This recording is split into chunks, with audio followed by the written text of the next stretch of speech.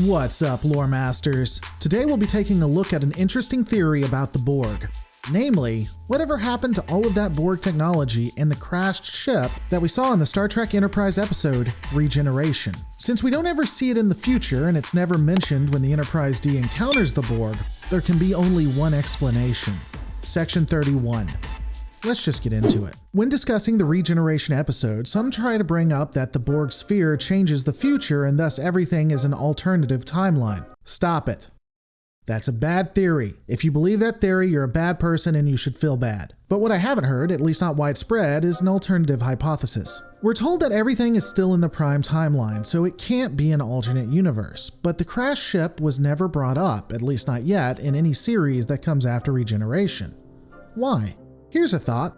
What if, after the assimilation of the scientists and the escape of the Borg, Section 31 took control of the area, strip-mined it, and had the encounter completely removed from the United Earth database before the formation of the Federation? While it may seem a bit out there, it's not all that far-fetched when you consider how advanced Section 31 is and what they can do in the future. In Deep Space Nine, we see Section 31 with the ability to seemingly appear wherever they want from long-range transporters, to have pinpoint accuracy when beaming someone up, and simulate death while having someone being transported away. They have a near unlimited amount of knowledge, can slice most computer systems, and can make someone appear like they've already left and are gone when they've actually been captured. I'm not saying that they aren't valuable, I'm just saying that they appear to have an advanced amount of technology. Again, the question has always been, how does Section 31 have such an upper hand? Is it just the case that Starfleet is so infested that they can just move around with immunity? This point is even discussed in Deep Space Nine. So the obvious explanation, if we assume that all of Starfleet isn't corrupt, is that they've had a leg up on all of the other agencies and even Starfleet internally. And it's been going on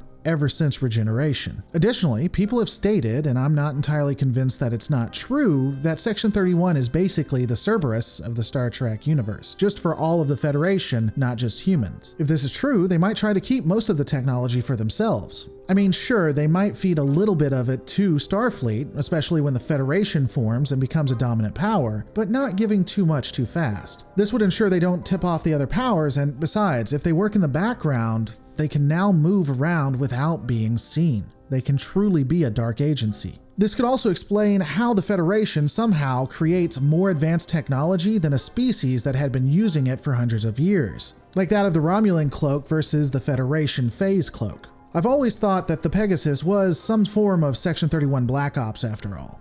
Again, it makes so much sense if they had this advanced technology. Basically, Section 31 would have been a restrained Terran Empire in the Prime universe. I don't know though, that's just something that came to mind. What's your opinion?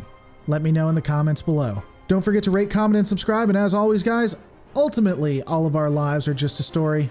Make yours a good one.